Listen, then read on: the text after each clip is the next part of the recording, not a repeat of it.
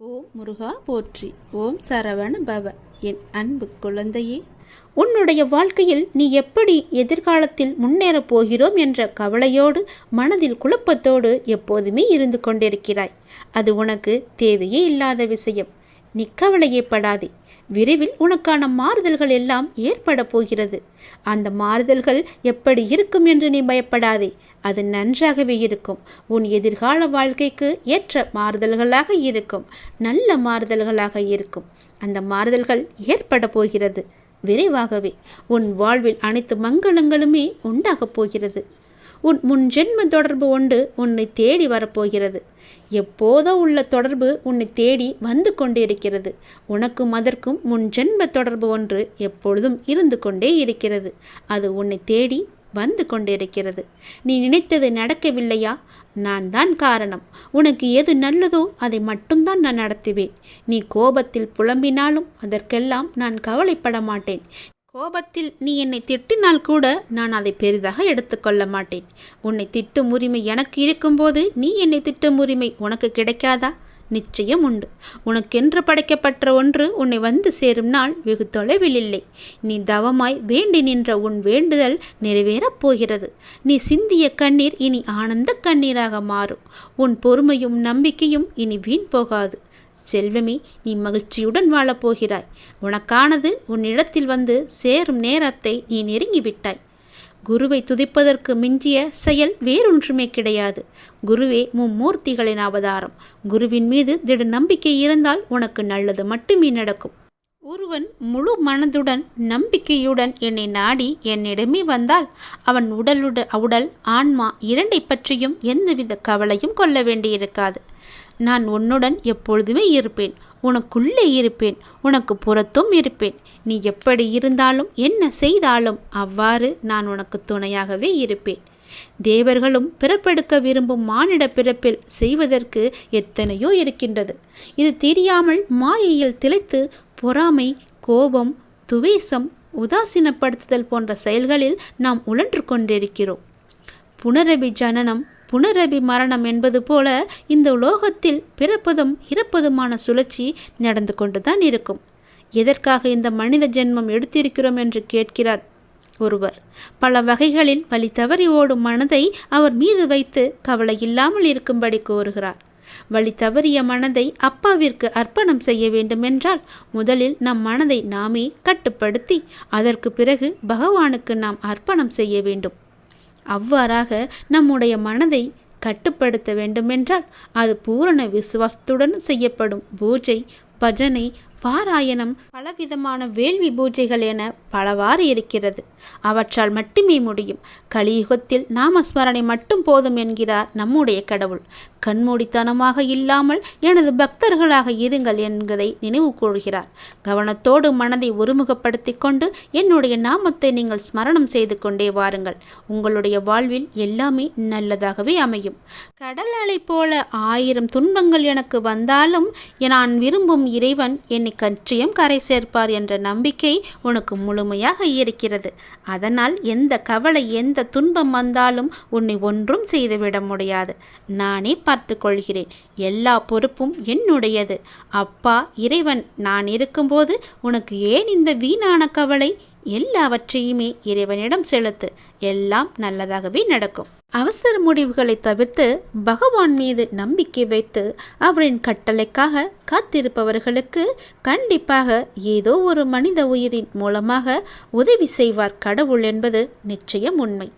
சிலர் தங்களுக்கு அசாதாரணமான திறமையும் எந்த ஒரு கடினமான பணியையும் நிறைவேற்றும் இணையற்ற சக்தியும் இருப்பதாக கருதுகின்றனர். இந்த ஆணவமான பன்மையால் அவர்கள் செய்யும் எந்த பணியும் எதிர்பார்த்த பலனை தராது. தன்னம்பிக்கை என்பது நல்லதுதான், ஆனால் எல்லை மீறினால் அது ஆபத்தானது. மனித ஆற்றல் மற்றும் சக்தியின் வரம்புகளுக்கு அப்பால் தெய்வீக சக்தி உள்ளது என்ற உண்மையை பார்க்க வேண்டும். நம்மை குருடாக்கும் அகங்காரத்துடன் இணைந்த அகந்தை மனிதனின் வீழ்ச்சிக்கு பெருமையே. முதன்மை காரணம் அகந்தைதான். ஒரு குறிப்பிட்ட பிரச்சனையை எதிர்கொள்ளும் போது சிலர் அதை சமாளிக்கும் திறன் கொண்டவர்கள் என்று கருதுகின்றனர். பிரச்சனையின் தன்மையை புரிந்து கொள்ளாமல் அவசர முடிகளை எடுத்து பரிதாபமாக தோல்வியடைந்து நஷ்டத்தையே சந்திக்கின்றனர். ஆனால் நமது வாழும் கடவுளான இறைவனிடம் பிரார்த்தனை செய்வது மூலம் நமது பிரச்சனைகளுக்கு தீர்வு காண முடியும். நமது செயல்களில் வெற்றி பெற முடியும். கடவுளின் அருளையும் வெற்றியையும் அவசரத்தில் பெற முடியாது என்பதை நீங்கள் உணர வேண்டும். கடவுளிடமிருந்து நமது பிரச்சனைகளுக்கு சரியான தீர்வு கிடைக்க நாம் நம்பிக்கையுடனும் எதிர்பார்ப்புடனும் காத்திருக்க வேண்டும். ஒரு பூ பூப்பது அல்லது ஒரு பழம் பழுக்க வைப்பது கடவுளுடைய விருப்பத்தால் மட்டுமே சாத்தியமாகும். அது கூட சிறிது நேரம் எடுக்கும். அதுபோல நமது பிரச்சனைகளை சிக்கல்களை எல்லாம் தீர்க்கும்போது கடவுளுக்கு வழிகாட்டுதலுக்காக கொஞ்சம் பொறுமையாக நாம் காத்திருக்க வேண்டும். கடவுளின் வழிகாட்டுதல் நமக்கு தேவை என்று நினைக்கும் பட்சத்தில் நாம் பொறுமையாக நம்பிக்கையுடன் காத்திருக்க வேண்டும். எதிர்பார்ப்புடன் காத்திருப்பது தவிர்க்க முடியாதது. நாம் கடவுள் மீது உறுதியான நம்பிக்கையை வைத்து ஆழ்ந்த பக்தியுடன் பிரார்த்தனை செய்தால் கடவுள் நமது சிக்கலான பிரச்சனைகளை தீர்க்க கண்டிப்பாக உதவுவார்.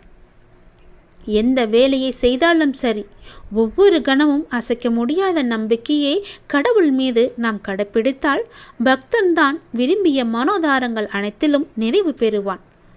எந்த விஷயத்தையுமே எளிதாக செய்ய முடியும். சீக்கிரம் உங்கள் பிரார்த்தனைகள் அனைத்தும் நடக்க எல்லாம் வல்ல இறைவன் மீது பிரார்த்தனை செய்யுங்கள். இறைவன் மீது நம்பிக்கை வைத்து பிரார்த்தனை செய்து பொறுமையாக காத்திருங்கள். உன்னுடைய வேண்டுதல்கள் நீண்ட நாள் பிரச்சனைகள் என எல்லாம் தீரும் வரைக்கும் அந்த கடவுள் மீது முழுமையான நம்பிக்கை, அசைக்க முடியாத நம்பிக்கையுடன் பொறுமையாக நாம் காத்திருக்க வேண்டும். எப்போதும் அசையாத நம்பிக்கையுடன் நாம் இருக்க வேண்டும். நாம் சொல்லிவிட்டோம், நமக்கு செய்ய கடவுள் இருக்கிறார் என்ற நம்பிக்கையோடு அவர் மீது முழுமையான பக்தி கொண்டு நாம் காத்திருக்க வேண்டும். உன்னுடைய வாழ்க்கையில் ஒரு அதிசயம் நடக்காதா என்று காத்திருந்தாய் அல்லவா? அந்த அதிசயம் இன்று இப்போது நடக்கப் போகிறது. பல அதிசயங்கள் நடக்கப் போகிறது. பல நன்மைகள் உன்னை தேடி வரப்போகின்றது. நிச்சயம் நான் அதை நடத்தி தருவேன். தெளிவான மனம் எல்லோருக்கும் இருப்பதில்லை. இந்த உலகில் உன்னை சுற்றி நடக்கும் சம்பவங்கள் அனைத்துமே அதற்கேற்ப உன்னை செயல்பட வைக்கும். ஞானத்தால் அதை உணர்ந்து அதிலிருந்து உன்னை விலக்கி கொள்ள வேண்டும். நீ உணர்ந்து கொள். அது கொஞ்சம் கடினம்தான், ஆனால் நிச்சயம் உன்னால் முடியும். சில நேரங்களில் உன் கர்ம வினையால் நீ மாட்டிக்கொள்கின்றாய். ஆனாலும் என் மீது உனக்கு உள்ள நம்பிக்கையால் நீ மீண்டு வர முயற்சிகளுக்கு நான் உனக்கு துணையாக இருப்பேன். மீண்டும் உன்னை வரச் செய்வேன். இந்த வாழ்க்கையை நீ சந்தோஷமாக வாழ்ந்துதான் ஆக வேண்டும். அதில் எந்த விதமான மாற்றமும் கிடையாது. இன்பம் துன்பத்தை சந்தித்தாலும் உன்னுடைய மனமானது சமநிலையில் இருக்க கற்றுக்கொள்ள வேண்டும். எல்லாமே உன்னால் முடியும். உண்மையான மகிழ்ச்சியை நிச்சயம் நான் உனக்கு தருவேன். நீ யாருடைய உதவி உனக்கு கிடைத்தால் நன்றாக இருக்கும் என்று உன் மனதில் நினைத்து கொண்டிருக்கின்றாயோ, அவரிடமிருந்து உனக்கு ஒரு நிச்சயமாகவே ஒரு அழைப்பு வரும். அவர் உனக்கு உதவி செய்ய முன் வருவார். அதற்கு தடையாக இருந்தவைகள் எல்லாம் இப்போது நீங்கும் நேரம் வந்துவிட்டது. அதனால் உன்னுடைய மனபாரம் தீர்ந்துவிடும். நீ கவலைப்படாதே. நீ கேட்ட இடத்திலிருந்து உனக்கு உதவி கிடைக்கப் போகிறது. அது எதுவாக வேண்டுமானாலும் இருக்கலாம். நீ என்ன கேட்டிருந்தாயோ அந்த உதவி உனக்கு நிச்சயம் கிடைக்கும். நீ என்னுடைய பிள்ளை. உன்னை நான் கைவிட மாட்டேன். கவலையின்றி நிம்மதியாக இரு. சிறு தடை வந்தாலும் அதை உடைத்து நீ மேலே செல்லப் போகின்றாய். உனக்கு பொற்காலம் தொடங்கிவிட்டது. உன் வாழ்வில் சில விஷயங்கள் தாமதமாக நடப்பதாக கவலைப்பட்டு கொண்டிருந்தாய் அல்லவா? அந்த கவலைக்கெல்லாம் ஒரு முற்றுப்புள்ளி வைத்து விட்டேன். இனி நீ செய்யும் காரியங்கள் எந்த தாமதமுமின்றி உடனடியாக நடப்பதற்கான சூழ்நிலைகள் உன்னை தேடி வரப்போகின்றன. உனக்கு என் மேல் வருத்தம் இருக்கலாம்.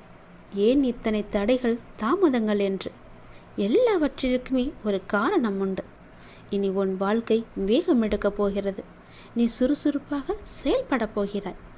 உன் எல்லா பிரச்சனைகளுக்குமே முடிவு கிடைக்கப் போகிறது. எல்லாவற்றிலுமே உனக்கு வெற்றியும் கிடைக்கப் போகிறது. ஏனென்றால் உன் வாழ்க்கையில்தான் பல அதிசயங்களை நான் கொண்டு வரப்போகின்றனே. பல நன்மைகளை நடக்க வைக்கப் போகின்றனே. நிச்சயம் நான் நடத்தி தருவேன் என்ற நம்பிக்கை உனக்குள் இருந்தால் இது எல்லாமே சாத்தியமாகும். இது என் மீது சத்தியம். நிச்சயம் நடக்கும். உன் வாழ்க்கையில் நீ கேட்ட உதவி நிச்சயம் உனக்கு கிடைக்கும். ஒரு நபரிடமிருந்து உனக்கு ஒரு அழைப்பு வரும். தடையாக இருந்த உதவியெல்லாம் இனி தடை நீங்கி தானாக உன்னை தேடி வரும். உன் மனபாரம் முற்றிலுமே குறைந்துவிடும். உனக்கான பொற்காலம் இந்த நொடி முதல் ஆரம்பித்து விட்டது. எல்லோரும் மனித பிரிவை எடுத்திருப்பது எதனால் தெரியுமா? நம்முடைய பூர்வ ஜென்ம ஏதோ ஒரு கர்மவினை மிச்சம் இருப்பதால் நாம் மனித பிறவிகளை தொடர்ந்து எடுத்துக்கொண்டே இருக்கின்றோம். நம்முடைய கர்மா கழியும் வரை நாம் இதை செய்துதான் ஆக வேண்டும். அந்த கடவுள் சும்மா விடமாட்டார். அந்த கர்மாவும் நம்மை சும்மா விடாது. கர்மாவிற்கென்று 9 விதிகள் இருக்கின்றது. அதை நன்கு அறிந்து கொண்டால் இந்த ஜென்மத்திலாவது நாம் புண்ணியம் செய்கிறோம். இந்த பிரபஞ்சத்தில் நாம் எதை செய்தாலும் அது நமக்கே திருப்பி வந்து சேரும். இதுதான் முதல் விதி.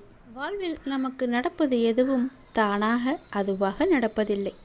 நமக்கு தேவையானதை நாம் தான் நடத்தி செல்ல வேண்டும். இது 2வது விதி. சிலவற்றை ஏற்றுக்கொண்டால் மட்டுமே மாற்றம் நிகழும். இது 3வது விதி. 4வது விதி, நம்மை நாம் மாற்றிக்கொள்ளும் பொழுது நம் வாழ்க்கையும் நம்மை பின்பற்றி மாறிவிடும். இது 4. 5வது விதி, நம்முடைய வாழ்வில் நிகழ்பவற்றிற்கு நாம் தான் பொறுப்பு என்று உணர வேண்டும். நேற்று, இன்று, நாளை என இவை 3ம் ஒன்றோடு ஒன்று தொடர்புடையது. அதை நாம் நன்றாக அறிந்தும் இருப்போம். இது 6வது விதி. 7வது விதி, ஒரு சமயத்தில் இருவேறு விஷயங்களை சிந்திக்க முடியாது. இது 7வது விதி. 8, நம் நடத்தை நமது சிந்தனையும் செயலையும் பிரதிபலிக்க வேண்டும். நாம் எவ்வாறு நடந்து கொள்கிறோம் என்பதுதான் நம்முடைய சிந்தனையும் செயலும் அடங்கியிருக்கிறது. இது 8வது விதி. 9வது விதி என்ன தெரியுமா?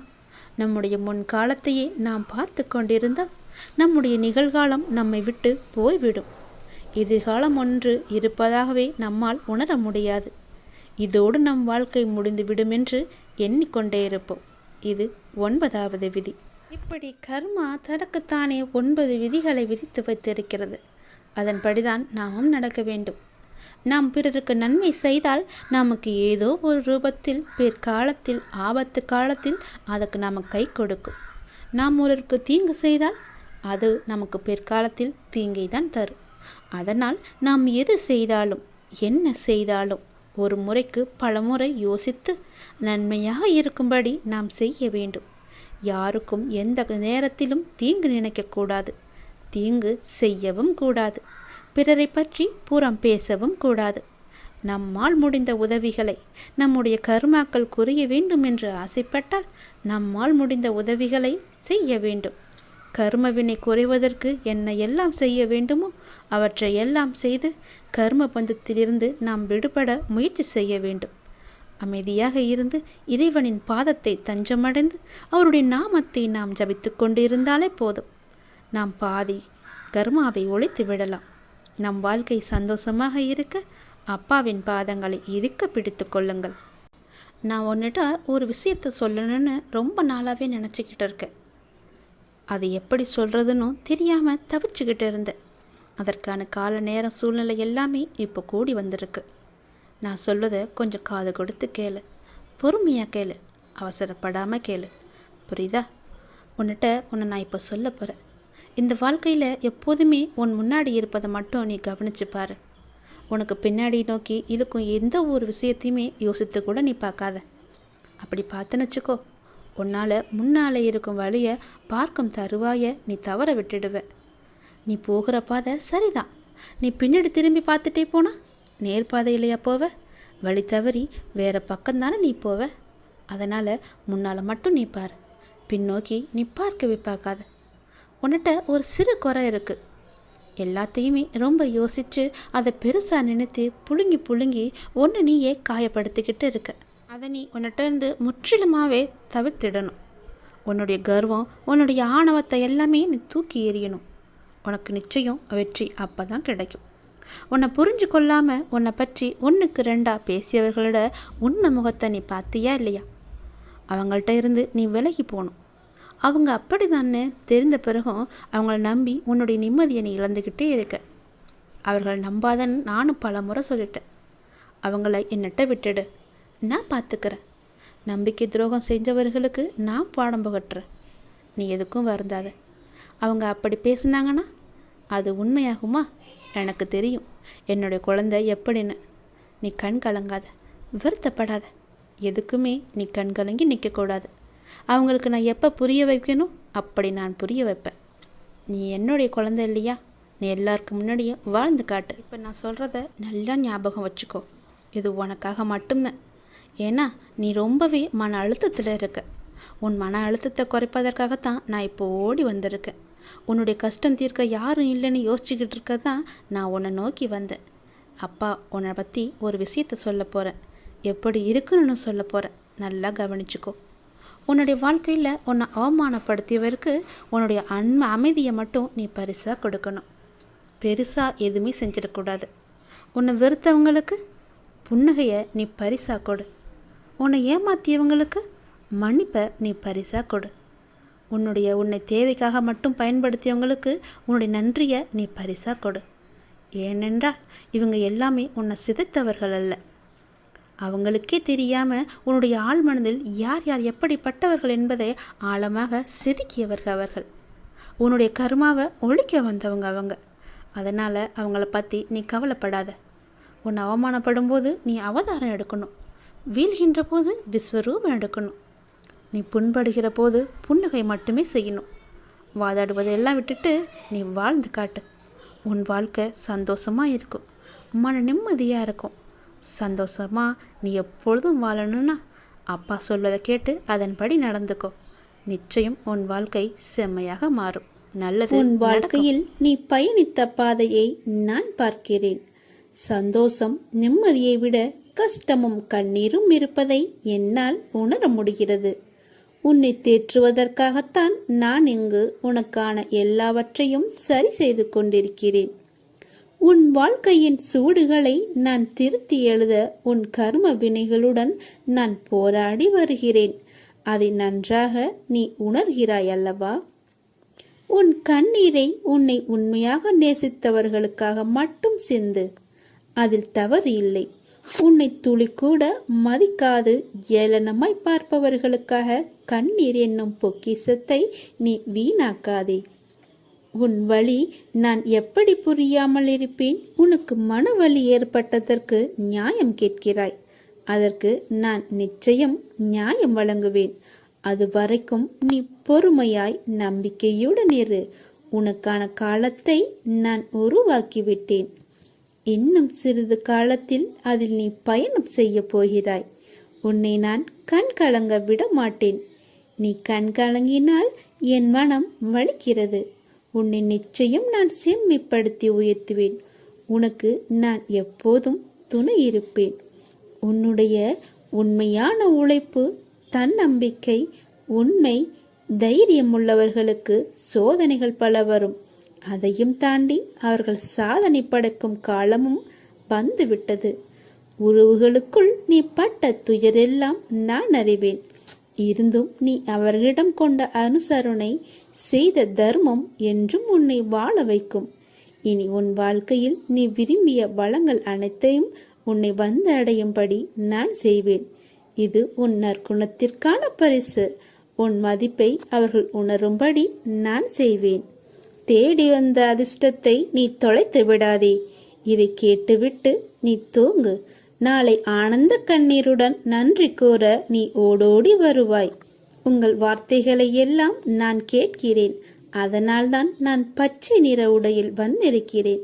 என்னை நம்பு. இந்த பாபா உங்களுக்கு பொறுப்பாக இருப்பார். நித்தம் நித்தம் எத்தனையோ சொல்லென்னா சோதனைகள். சோதனைகளினால் வரும் உனக்கு வேதனைகள். ஒவ்வொரு கணமும் உங்கள் பொறுமையையும் நம்பிக்கையும் தகர்க்க பார்க்கின்றன. எனக்கு எல்லாம் தெரியும். கொஞ்சம் பொறுமையோடும் நம்பிக்கையோடும் இருந்தால் உனக்கு மனநிறைவானதை என்னால் அளிக்க இயலும். நல்லதே செய். நான் இருக்கிறேன் உனக்கு. பாபாவின் செயல்களை அறிவது என்பது மிகவும் கடினம். ஆனால் ஒன்று மட்டும் உண்மை. பாபாவின் செயல்களில் ஒரு உட்பொருள் இருக்கும். அவரை நம்பும் பக்தர்களை அவர் என்றும் கைவிடவே மாட்டார். பாபாவின் விருப்பப்படியே அனைத்தும் நடக்கும். சில நிகழ்வுகள் நமக்கு கெடுதல் என நினைப்போம். ஆனால் கடைசியில் அது நன்மையாக முடியும். சில சமயங்களில் பாபாவின் தண்டனை நம்மை நல்லபடியாக பற்று வைப்பதற்காகவே இருக்கும். ஆகையால் உணர்ந்து குரு பகவானின் சாய்பாபாவின் ஆசியை நாம் பெற முன் வர வேண்டும். உனக்கு வரும் கஷ்டம் உன்னை தைரியப்படுத்தத்தானே தவிர உன்னை சோகப்படுத்த இல்லை என்பதை நினைவில் கொள். என்னிடம் உள்ளவன் கஷ்டத்தை பார்த்து கலங்க மாட்டான்.